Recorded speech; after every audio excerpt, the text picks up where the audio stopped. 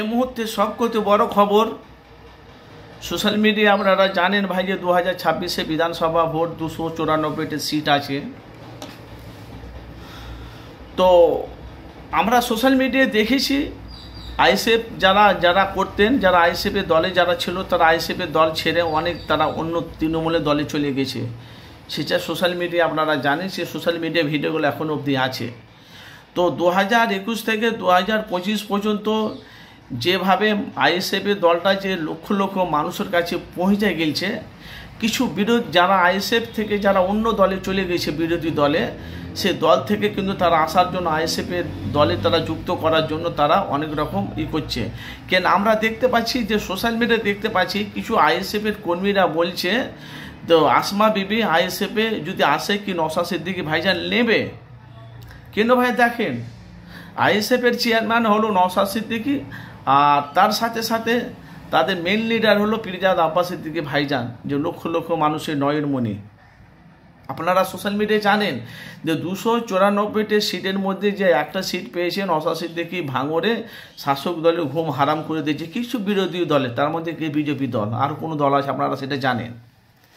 তো বলা বলি কথা ভাইজান, তো 2026-এ আপনারা জানেন যে আব্বাস সিদ্দিকী ভাইজান রাজনীতি ময়দানে নামছে, মাঠে নামছে, উনি কিন্তু প্রস্তুতি নিয়ে নিয়েছে। আর আসমা বিবিকে এখন নেবে কি না নেবে সেটা আইএসএফের চেয়ারম্যান নওশাদ সিদ্দিকী ভাইজান জানে। এখন দেখতে পাচ্ছি এখন সে সোশ্যাল মিডিয়া এখন সে ফুটেজগুলো বেরোচ্ছে না। আমার ভাবি আসমা বিবি তৃণমূল থেকে কি আইএসএফে আসবে? সে আসমাকে কিন্তু তৃণমূলের মঞ্চও দেখতে পাওয়া যাচ্ছে না।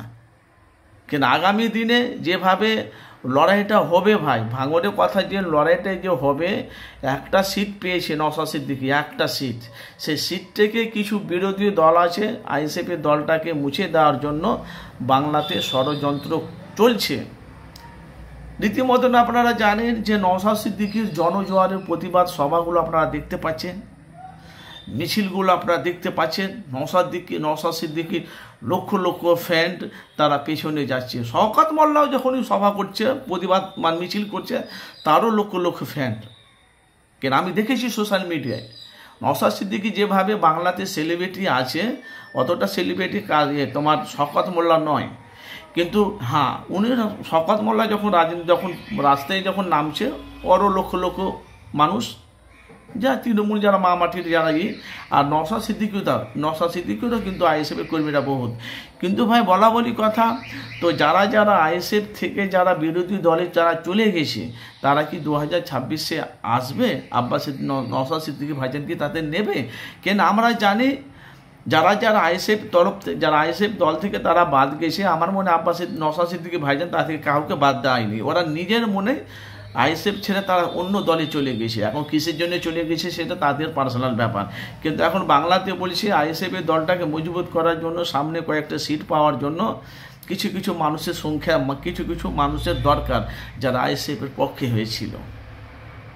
যেহেতু ভাই আপনারা জানেন যে লড়াইটা কিন্তু ভাই ভাঙড়ে হবে নওশাদ সিদ্দিকীর সাথে। এখন বিরোধী দল আপনারা জানেন যেভাবে নওশাদ সিদ্দিকী, যেভাবে শাসক দল যেভাবে নওশাদকে যেভাবে করছে, আপনারা সবই জানেন। তো প্রত্যেকটা ভাইদেরকে বলবো অবশ্যই আগামী দিনে আইএসএফের দলটা উজ্জ্বলতা হবে কি আইএসএফের দলটা বাংলা থেকে মুছে যাবে, ভাই সেটা আপনারা নওশাদ ভাইজানকে ভোট দিয়ে সেটা আপনাদের চিন্তা ভাবনা, সেটা আপনারাই করবেন। যেহেতু সামনে বিধানসভা ভোটটা কিন্তু ভাই মারাত্মক ভোট হবে ভাঙড়ে। 294টি সিটের মধ্যে ভাঙড় তো 100-র মধ্যে 90% জেতার সম্ভব আছে, তার সাথে 2-4টে সিট পাওয়ার সম্ভাবনা আছে। যেহেতু আপনারা জানেন, তার সাথে সাথে ভাঙড়ে তো শওকত মোল্লা তো বলেছে নওশাদকে আমি 2026-এ ভোট গোনার সময়, যদি বিধানসভায় ভোট গোনার সময় নওশাদকে যদি না হারাতে পারি, আমি রাজনীতি পদত্যাগ করে দেবো। এটা কিন্তু অঙ্গীকার করেছে ভাই। কিন্তু এখন আপনারা জানেন তার সাথে সাথে আব্বাস সিদ্দিকী ভাইজান মাঠে নামছে, গ্যালারিতে নামছে। এই কারণে আইএসএফের দলটাকে বাংলায় টিকিয়ে রাখতে হবে। আর নওশাদ সিদ্দিকী এটাও বলছে আমার কোনো টাকার সম্পত্তির অভাব, বাড়ি গাড়ি টাকা সম্পত্তি কিছু নয়, কি নাই, সব আছে।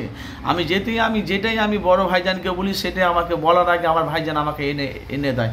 আমার কিসের হবো? আমি এই কারণে রাজনীতি ময়দানে এসেছি, মানুষের হক ফিরিয়ে দেওয়ার জন্য। তো আগামী দিনে 2026-এ আপনারা আইএসএফের দলটাকে বাংলায় চাইছেন না আপনাদের মূল্যবান আপনারা কমেন্ট বক্সে মতামত জানাবেন। আর আপনারা জানেন আমি প্রতিদিনই মানুষের কাছে সত্যটা তুলে ধরি, যেভাবে এখন যারা আইএসএফের কর্মী তারাই বলছে আসমা এলে ভালো হবে। আর আব্বাস সিদ্দিকী ভাইজান তো মাঠে নামছে 2026-এ। আপনাদের মূল্যবান আপনারা মতামত জানাবেন।